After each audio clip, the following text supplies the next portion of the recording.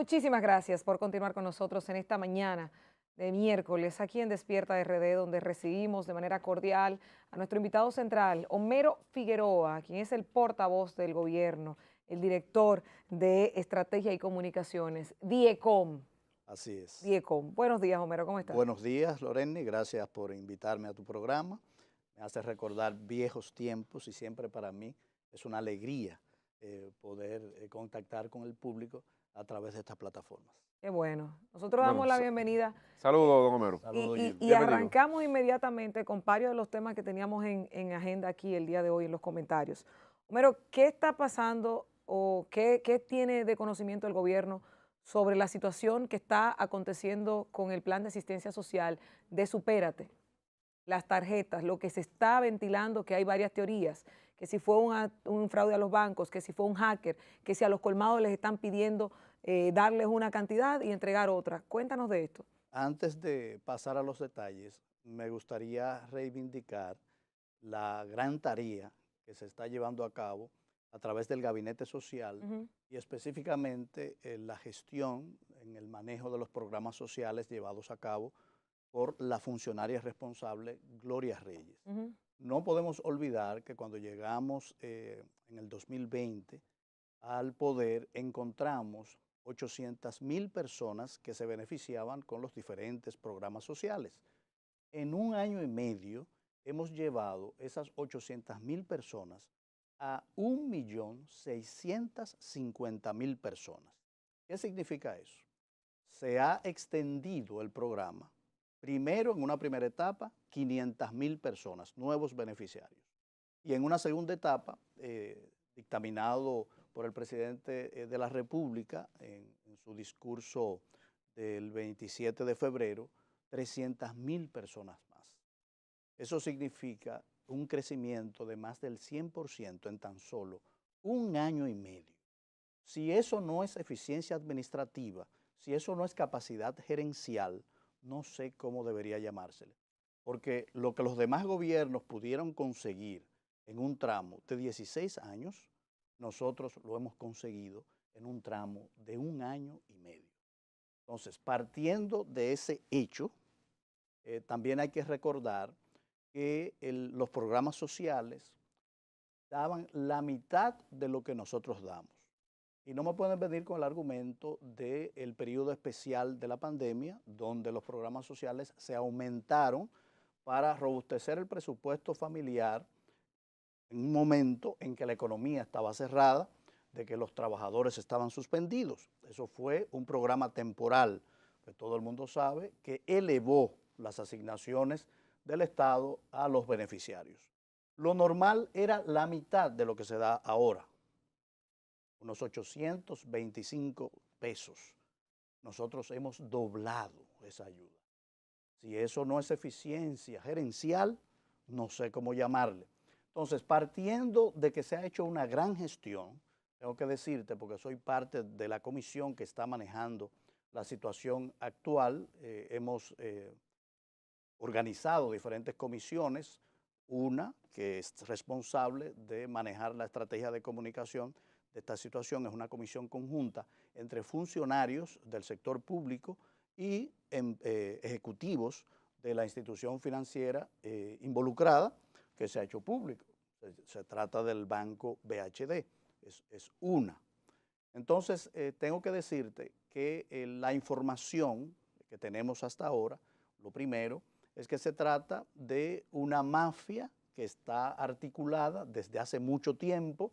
Hay que decirle a la población que no es la primera vez que esto sucede. Podríamos decir que es la primera vez que sea en una dimensión importante, pero no es la primera vez. Solo hay que rastrear los archivos periodísticos y ustedes van a ver denuncias similares. ¿De qué se trata este evento? Hasta donde estamos informados. De la vulneración de un sistema que ha sido sobrepasado por los avances tecnológicos de la propia delincuencia. Las tarjetas de banda magnética están siendo cambiadas para el uso privado. Si yo les pregunto a ustedes, sus tarjetas no son de bandas magnéticas. Sus tarjetas son tarjetas inteligentes. Entonces, las tarjetas que usan los programas sociales son tarjetas de banda magnética, que son vulnerables a estas mafias organizadas desde hace mucho tiempo. Entonces, partiendo de ahí, se sabe que hay una mafia porque hay apresados desde los operadores de colmados, hay apresados, en los últimos días en Barahona se apresaron 3 personas con más de 100 tarjetas que pertenecen a esa mafia, guardan prisión y serán sometidos, como manda la ley. Ayer sometieron 3 más Correcto, a prisión al Ministerio preventiva. Público. Entonces, no podemos apresurarnos en sacar conclusiones. No podemos apresurarnos en señalar deficiencias o responsabilidades. El gobierno, primero desde el ángulo de la comunicación, ha sido transparente, tanto el gobierno como la institución financiera involucrada, porque yo he sido testigo de los diferentes comunicados públicos que ha emanado de la comisión que está manejando día a día la situación. Entonces, se ha actuado con responsabilidad. Hasta ahora, nadie puede sacar conclusiones. Si saca conclusiones, se está apresurando porque lo hace sobre bases especulativas, porque no se puede dictaminar ni condenar ni a actores privados ni a actores públicos ante un hecho que está a la espera del resultado final de una investigación. ¿Qué ha hecho el gobierno y cuál es su responsabilidad? Este gobierno desde el principio ha dicho que cree en un sistema de consecuencias y lo ha demostrado. En este gobierno nada se queda sin sanción porque no creemos en la impunidad. Creemos en que todo el mundo debe ser responsable en igualdad de condiciones como cualquier ciudadano ante la ley. ¿Y cuál es la responsabilidad de un gobierno? Someterlo a los mecanismos institucionales que la ley define. ¿Dónde está ese caso ahora mismo? En el Ministerio Público. Entonces, esa es la institución responsable de dar un informe final. Y quiero decir lo siguiente. Hoy no sabemos qué tan amplia sea esa red de complicidad. No lo sabemos. Entonces no podemos señalar en base a especulaciones responsables en uno y otro lado. Pero sí quiero afirmar lo siguiente, que cuando el Ministerio Público defina, culmine la investigación y haga público el resultado, todo aquel que esté involucrado, no importa en qué ámbito se desempeñe, si en el ámbito privado o en el ámbito público, tenga responsabilidad en el hecho, tendrá que pagar las consecuencias del mismo. Es lo único que podemos decir hasta ahora. De ahí a señalar, de ahí a tratar de que el gobierno tome decisiones en contra de funcionario X o cual, yo creo que es una especulación sin base. Y si ustedes me preguntan con respecto a la denuncia realizada por el senador Dionis Sánchez. Sobre eso te iba a preguntar. Sí, me imagino que sí. Sí, sí. ¿Qué ha pasado con eso? No puede haber pasado nada porque el senador, si tiene conocimiento de una información, tiene que hacer lo mismo que nosotros hacemos. Vamos al Ministerio Público. Cuando el gobierno recibe una información de algo irregular, ¿qué hace? Somete al Ministerio Público. O sea, que lo correcto sería que Dionis Sánchez... Correcto. O sea, que no lo ventile en los medios, sino que vaya al Ministerio Público y lo lleve. Porque esa técnica es muy conocida, Hacer un señalamiento tratando de sacar una ventaja político-electoral de una coyuntura que está afectando una institución que busca el bienestar colectivo de los dominicanos. Homero, pero el Ministerio Público tiene la facultad también de actuar de oficio, puede llamarlo. Sí, pero el Ministerio Público va a decir, senador, visítenos por favor a nuestro despacho y explíquenos cuáles son los colmaderos que ese funcionario le dijeron, te vamos a dar 800,000 pesos para que tú nos retires tanto y tanto de esta tarjeta. El Ministerio Público puede hacerlo de oficio. Sí, eso es verdad, Gilbert, pero imagínate el Ministerio Público sobrecargado está muy ocupado con tantos casos de corrupción que tienen carpeta. Caramba. Corrupción acumulada por 16 años. Se cuentan por cientos los casos que se están investigando que tiene el Ministerio Público ahora bajo su responsabilidad. Si lo hiciera con cada denuncia que los políticos de la oposición hacen, no podría Pero estamos atender, hablando de un senador, no podría cualquiera. atender un político de la oposición. Pues si lo digo yo, pasa de desapercibido, Un yo no soy político, nadie. y yo Pero un senador que está te puedo hablando. mencionar varios senadores que hacen denuncias sin sustento. Que hacen denuncias sin sustento. ¿Por qué? Porque todo en República Dominicana, y no han superado esa cultura, no entienden que los tiempos han cambiado, que la política se ha elevado y que la competencia política debe hacerse desde el punto de vista de la contradicción de ideas, proyectos y visión de país, no en base a denuncias alegres que buscan clavar banderillas a un toro que no existe. Entonces conocemos esas técnicas. Si usted, si yo, Homero Figueroa, tengo conocimiento de un hecho, yo voy a la instancia que tengo que ir y deposito esa denuncia, porque no hay nombres, y se supone que los detalles que él dio debe conocer el nombre de ese responsable. ¿Se ha pensado auditar ese programa, Homero? Nosotros estamos esperando el resultado de la investigación del Ministerio Público. Todo lo que sea necesario hacer. Luego lo van a auditar. De hecho, todo se auditará en el gobierno, porque recuerda que el presidente Abinader desde el principio ha estado robusteciendo la facultad tanto de la capacidad de auditoría interna a través de la Contraloría, como también el empoderamiento de la Cámara de Cuentas independiente que tiene el país, por primera vez. Homero, que no es una Cámara de Cuentas que depende de la voluntad política del gobierno actual. en la primera pregunta tú hiciste el énfasis de todo lo que ha hecho el gobierno en este poco tiempo en esa materia. En la materia de asistencia social. Correcto, y hay que reconocerle a Gloria Reyes una gran capacidad de gestión. Claro, y responsabilidad. Y recuerdo que el presidente Abinader en su discurso de rendición de cuentas también exaltaba lo que había crecido las ayudas sociales. Y hablamos de 1.650.000 familias, doblando la cantidad de familias que reciben el subsidio. Pero ¿significa esto que la pobreza aumentó? ¿El gobierno está diciéndonos que la pobreza aumentó en el periodo del presidente Abinader o era que no estaba enfocado? Tú sabes que nosotros, que somos una generación de políticos diferentes, que somos una generación que habla con franqueza y con veracidad a la población, no retorcemos la realidad para hacer extraordinario lo ordinario, sino que aceptamos la realidad estadística. Por ejemplo, se publicó una estadística de la CEPAL que indica que en la República Dominicana la pobreza aumentó en 2%. En esa publicación también se comparten las estadísticas del crecimiento de la pobreza en toda América Latina. Y la CEPAL indicaba que 86 millones de personas habían caído en nivel de pobreza, producto de la pandemia, porque no nos olvidemos, estamos recién saliendo. Bueno, todavía tenemos la existencia porque es un virus que se hará endémico.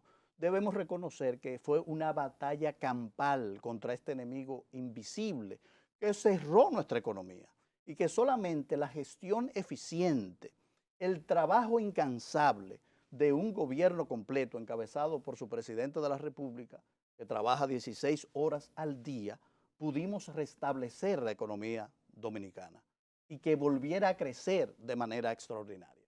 Entonces yo te diría, sí, ha aumentado la pobreza en un 2%, producto de la pandemia. Pero también tenemos el contrapeso de que el crecimiento que tuvimos en el 2021 fue de un 12.3%.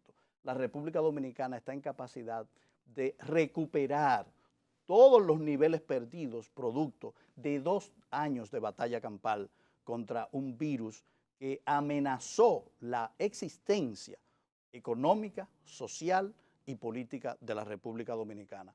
Entonces, por eso estamos llevando a cabo todas estas ampliaciones, porque cuando un ciudadano pierde la capacidad del sostenimiento individual, yo creo en el principio de subsidiariedad. Ahí actúa el Estado para ayudarle a recuperar su capacidad de sostenimiento a través de los programas sociales y a través de la creación de empleos, porque hay una diferencia de supérate con los programas sociales antiguos. Es que nosotros no creemos en el clientelismo permanente, no creemos en la existencia de programas sociales que busquen perpetuar la condición de atraso económico de los ciudadanos. Creemos en programas sociales que empoderen al ciudadano para en un momento determinado poderle decir al gobierno, te entrego tu tarjeta porque ya no la necesito, dásela a otra persona que la necesite. Entonces, por eso Supérate entraña una serie de programas conexos que buscan formar a la gente en capacidades técnicas, que buscan que la gente pueda hacer un pequeño negocio, porque no queremos que el pueblo dominicano permanezca en perpetua dependencia de los programas públicos. Es otra visión. Homero, la oposición critica bastante la inversión que hace el gobierno en materia de publicidad, que según dice el senador Iván Lorenzo, supera. A propósito de Supérate. Célebre senador. Sí. Las declaraciones del senador Iván. Supera la inversión del pasado gobierno de Danilo Medina en los medios de comunicación. Ese era el ejemplo que te ponía yo de que nosotros no recurrimos a retorcer la realidad. Hay una frase de un senador norteamericano que a mí me encanta cuando ejercía este trabajo que ustedes realizan hoy, es: todo el mundo tiene derecho a su propia opinión, pero no todo el mundo tiene derecho a sus propios hechos. Los hechos son incontrovertibles, las opiniones son variables y diversas, pero el hecho es uno. Entonces, yo voy a las estadísticas, son públicas. En el 2019, ¿cuánto invirtió en publicidad el gobierno de Danilo Medina? De manera abierta, o sea, presupuestaria, 5.600 millones. En 8 años. No. En el 2019 solamente. Solamente el 2019. 5.600 millones. ¿Cuánto invirtió el gobierno del presidente Luis Abinader en su primer año completo, 2021? 1.926 millones. Si usted hace una regla de 3, se va a encontrar que es una reducción de más de un 65%. ¿Están pasando hambre los medios de comunicación? No creo. ¿Ustedes no colocaron publicidad? Que están pasando hambre. No creo que están pasando hambre. Dependen de la publicidad oficial. Y muchos amigos míos que me señalan... ¿Los periódicos por poco y cierran entonces, Homero? No cerraron. Si no están colocando. No cerraron, le estamos colocando, estamos colaborando. Muchos amigos míos me señalan que todavía eso es mucho dinero. Y la respuesta que yo doy es precisamente esa. Yo le decía a un buen amigo que si yo fuera a dirigir la dependencia que me ha tocado, la responsabilidad, con los principios y valores que llevé a cabo a través de los años que trabajé en la comunicación, la inversión sería cero. ¿De publicidad? ¿En publicidad? Sí, porque yo, por ejemplo, cuando hacía el trabajo de ustedes, yo no tenía publicidad oficial, nunca la tuve. Nunca la busqué, nunca la tuve. Y hacía este trabajo. Pero cuando uno está manejando una responsabilidad colectiva, se da cuenta de un elemento fundamental. No puede ser cero.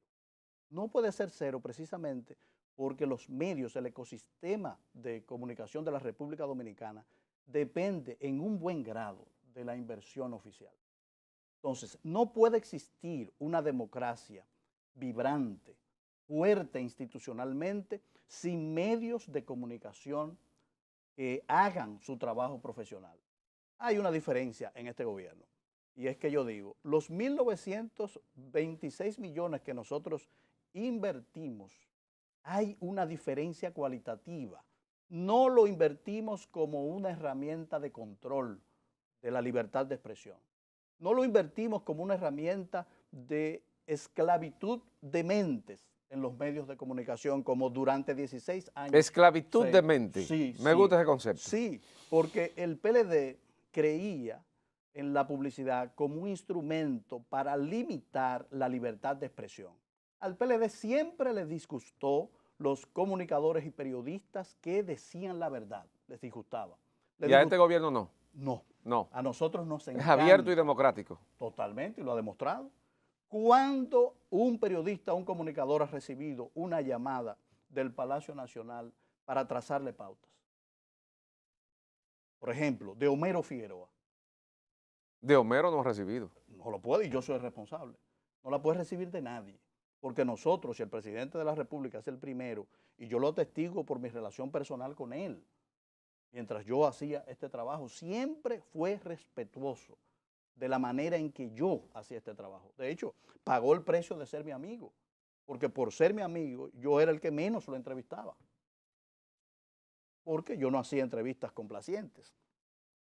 Entonces, esa es una diferencia cualitativa. Aquí invertimos en comunicación como herramienta para hacer fluir la información gubernamental, pero no utilizamos el dinero público para controlar o subyugar al ecosistema de ¿Usted se medios. atreve a ir a un debate público, Homero? Es una diferencia cualitativa importante. ¿Usted se Que atreve a yo ir? quiero que se diga Sí. cuando terminemos este proceso, cuando pase mi tiempo por esa posición pública, que es corto el tiempo. Ahí uno llega por voluntad de un presidente, Sí, correcto. y también se va por voluntad del presidente o por voluntad propia. Que yo quiero que se diga, en el ecosistema de medios, que se diga, por primera vez tuvimos un largo periodo de libertad.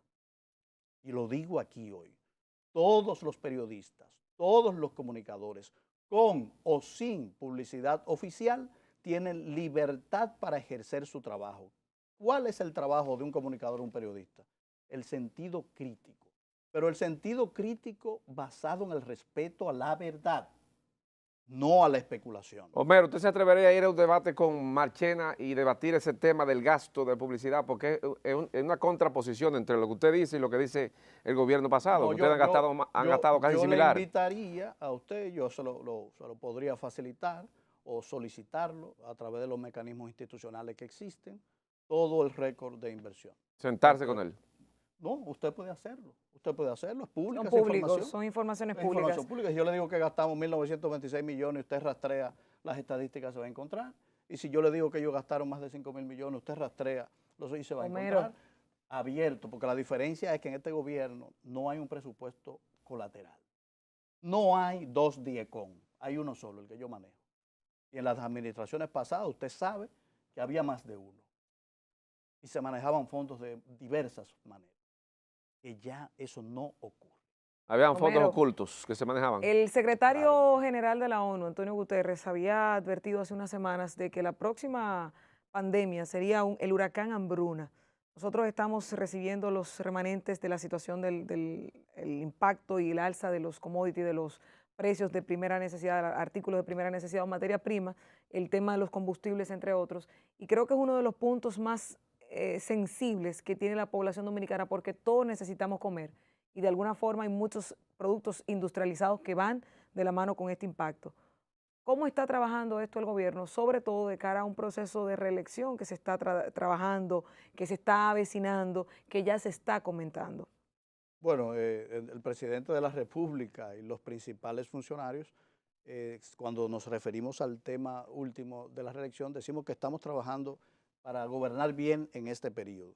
Obviamente la Constitución permite al presidente de la República optar por otro periodo, pero no es la coyuntura actual. Estamos trabajando para vencer los problemas actuales.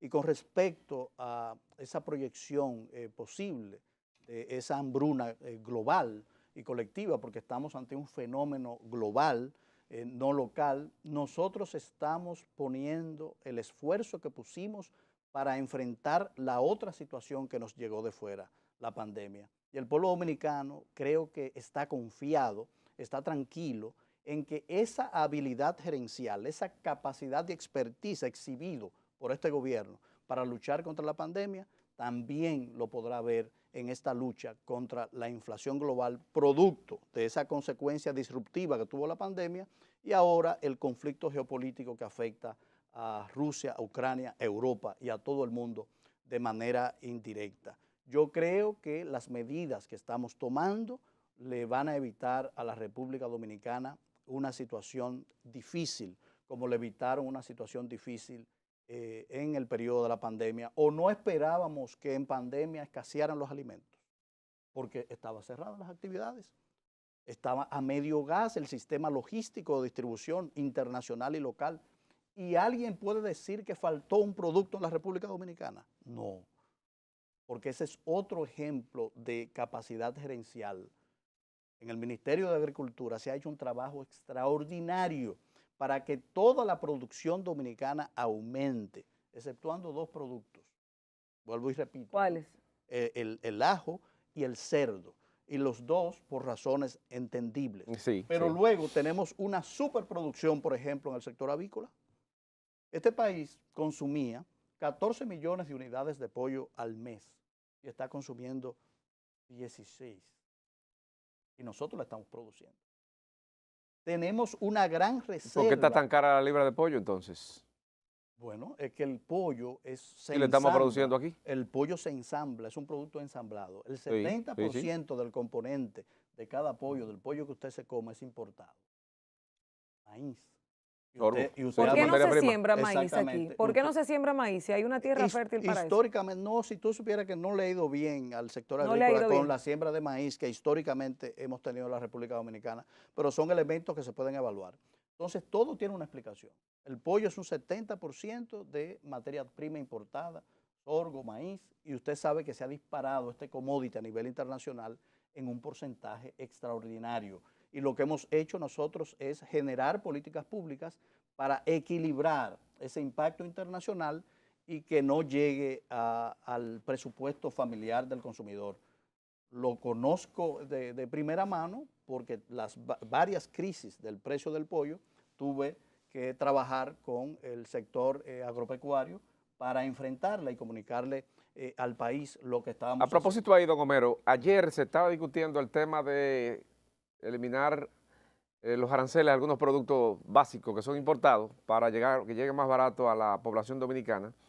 Los productores de pollo básicamente estaban ahí ayer muy guapos porque ellos dicen que no le conviene a ellos y que podrían desaparecer la mayoría de esos sectores. No, los productores pueden estar tranquilos. Los productores mantienen una comunicación fluida, tanto a nivel del Ministerio de Agricultura como incluso con el presidente de la República, porque yo he asistido a reuniones donde ellos han estado presentes en Palacio. Acuérdese que este es un presidente que escucha, este es un presidente que busca consenso, que lo habla todo, que baraja, pone sobre la mesa a todos los actores. Pero estamos pasando por una situación excepcional y nosotros tenemos que garantizar la seguridad alimentaria del pueblo dominicano mientras protegemos la producción nacional, pero no nos podemos quedar de brazos cruzados a esperar un embate. Mire cómo usted me menciona el precio del pollo, Sí. y lo hace correctamente porque en varios procesos hubo picos de aumento de precio producto de la demanda interna crecida y también producto del impacto internacional del aumento de los commodities. Hubo decisiones que moderaron para el consumidor el precio del pollo mientras mantenían un mercado fluido para los actores productivos.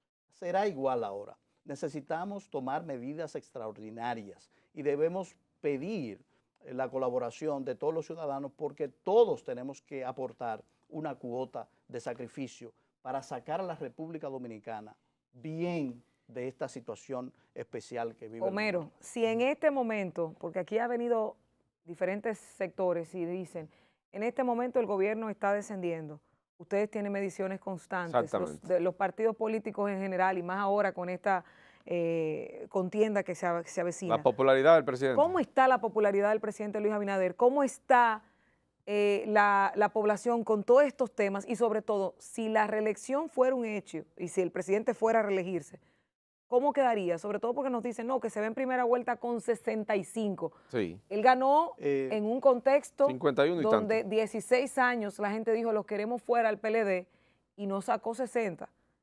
Y alguien dijo aquí que se iba con 65 en primera vuelta.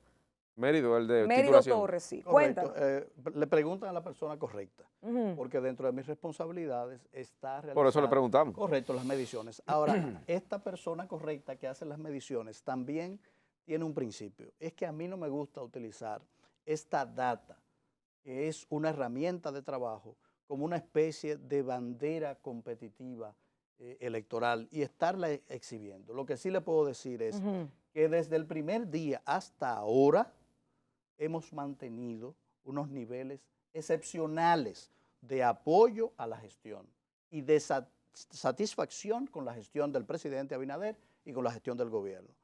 Muy por encima de ese 65 que usted dice. ¿Cómo? Y ese es el trabajo. Ese es el trabajo Muy que tenemos por que hacer. encima del 65. Sí, cómodos. Yo le digo, estamos cómodos. Y el escenario que usted plantea, si fuera hoy, A pesar del combustible, si fuera hoy, de la comida. Ganaríamos mucho a poco. Mucho ¿Le a poco. pasan el rolo a Leonel? Pero por Dios, por ejemplo. por Dios. La oposición completa sumada no es competitiva. Okay, la oposición completa. Sumada. Entonces, no habría necesidad de modificar la Constitución para el 50+1 Este gobierno no quiere modificar la Constitución para el 50+1. Acuérdense que es público el documento de propuestas de reforma del gobierno que depositó en el CES. Esa es otra mentira y esa es otra manera de competir de manera desleal en la política. Este gobierno ganó con el 50+1 y si va a la reelección va a competir con el 50+1. No hay necesidad de reformar la Constitución. ¿Y para qué? Con un candidato presidencial que tiene más de un 65%. Que se preocupen los demás que no lleguen a un 20%. Homero, gracias por estar aquí con nosotros. Gracias a usted. Muy amable. Muchísimas gracias a Homero Figueroa, quien es el portavoz del gobierno y el director de estrategia y comunicaciones de la presidencia. Muy interesantes las declaraciones. A usted lo dejamos. Recuerde, haga el bien que el bien paga y el mal cobra. Nos vemos mañana a partir de las 6 aquí en Despierta RD.